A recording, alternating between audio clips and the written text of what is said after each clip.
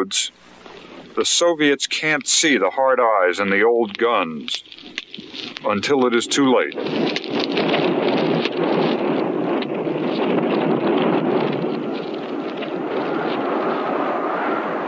The Afghans along the road took out the first and last truck of the convoy with handheld rocket launchers. The Soviets were trapped and the Mujahideen began killing them, one by one. They don't like taking prisoners. So far, the Soviets have suffered more than 10,000 casualties here. But in retaliation, they have killed and maimed 50 times more.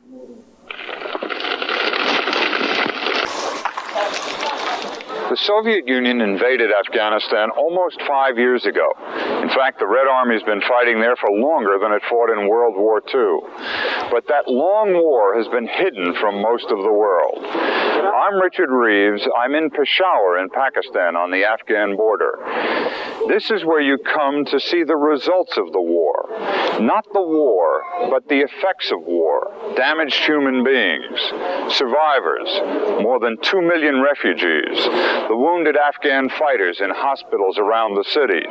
This one is the Red Cross Orthopedic Center. These are the Mujahideen, the fighters of the Jihad, the Muslim holy war. They are men of faith, of Islam. They are broken only in body. Even now, what they talk of is going back to Afghanistan to kill Russians and of getting more American weapons to help do that. The weapons come through Pakistan.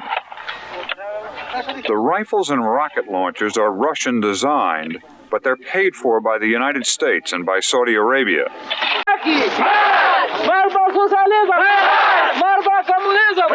The Quran says, do not accept the orders of the infidels. Wage jihad against them. Even the soldiers of the Kabul government join. These men are deserters joining a Mujahideen band. To be fair, we had helped to create the problem we're now fighting. How? Because when the Soviet Union invaded Afghanistan, we had this brilliant idea that we were going to come to Pakistan and create a force of Mujahideen, equip them with Stinger missiles and everything else to go after the Soviets inside Afghanistan. And we were successful. The Soviets left Afghanistan, and then we said, great, goodbye, leaving these trained people who were fanatical in Afghanistan and Pakistan, leaving them well armed, creating a mess, frankly, that at the time we didn't really recognize. We were just so happy to see the Soviet Union fall, and we thought, okay, fine, we're okay now. Everything's going to be so much better. Now you look back, the people we're fighting today, we were supporting in the fight against the Soviets. Well, as we mentioned, U.S. President Barack Obama is now planning to backtrack on the military withdrawal plans. He's planning to cut the number of U.S. troops in Afghanistan to 5,500 by the end of this year. And instead, he now says 8,400 troops will remain there until the end of his administration in 2017. And that will be a reduction of 1,400 from the 9,800 who are currently in Afghanistan. Speaking from the White House, Obama said the decision was necessary because security in Afghanistan remained precarious and Taliban forces had gained ground in some places. He said the U.S. forces would remain to support Afghan forces and pursue terrorists. Our correspondent Jessica Stone has the latest from the White House. Fresh off the burials of 27 Afghan police recruits in a Taliban bus attack, U.S. President Barack Obama announced another troop adjustment for the American military commitment in Afghanistan. Instead of going down to 5,500 troops by the end of this year, the United States will maintain approximately 8,400 troops in Afghanistan into next year through the end of my administration. For a president who promised to end this war, stabilizing Afghanistan has proved to be a hard puzzle to solve.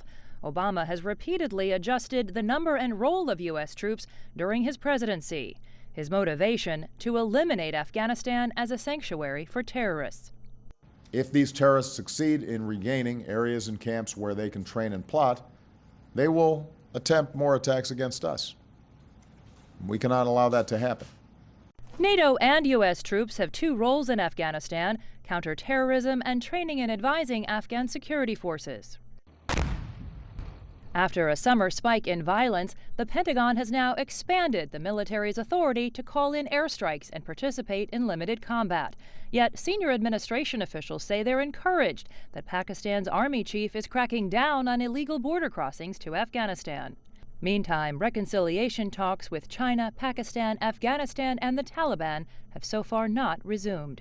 The troop announcement comes just days before NATO members meet in Warsaw, Poland.